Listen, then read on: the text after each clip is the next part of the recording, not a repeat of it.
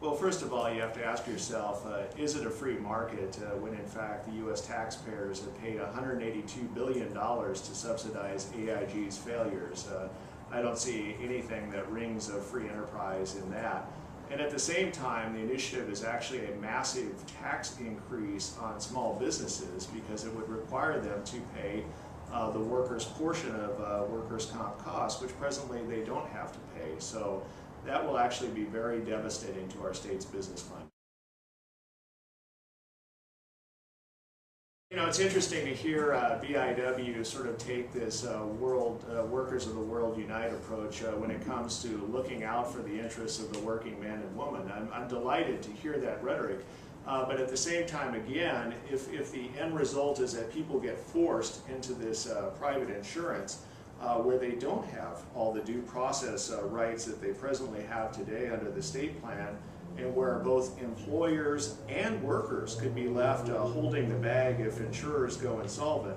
I know that's an impossible situation to imagine because surely the U.S. taxpayer will just step up and save AIG again if they go insolvent, but let's just assume for a second that maybe people aren't quite as willing to do that the next time. Suddenly, if you're an injured worker or if you're an employer that's got claims out there, you're left holding the bag.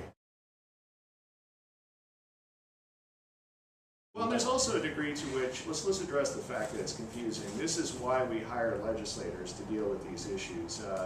You know, oftentimes we don't get the result that we want, but at the same time... You're defending the legislators of Olympia, Brendan? Hey, I can't even believe this. No. Actually, Josh, I'm not defending them. BIW is defending them because BIW is expecting legislators to fill in all the blanks for their terribly flawed initiative.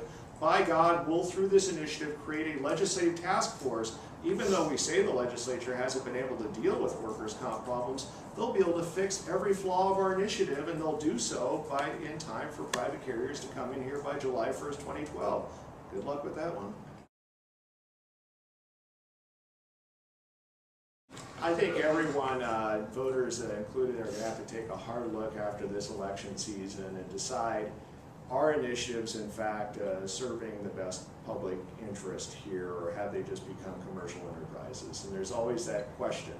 You got to love the populism of the western states and Washington in particular for allowing initiatives, referenda, and the like. But aren't we spending a lot of money on these things right now? Is that a good idea? So that is a question for the future.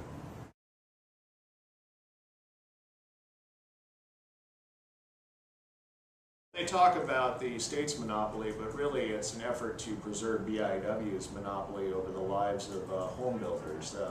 They want to keep themselves relevant.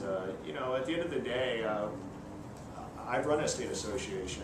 I've had a retro program, and I think there are many valuable services that an association provides, lobbying, classes, and the like.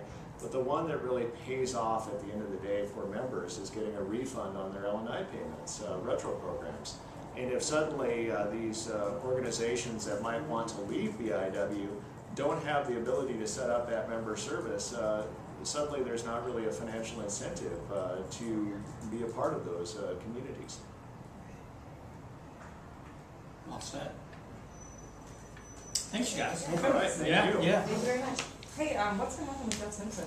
Oh, yeah. Well, you know, Good question. Got a good answer from him. Camera's off, right?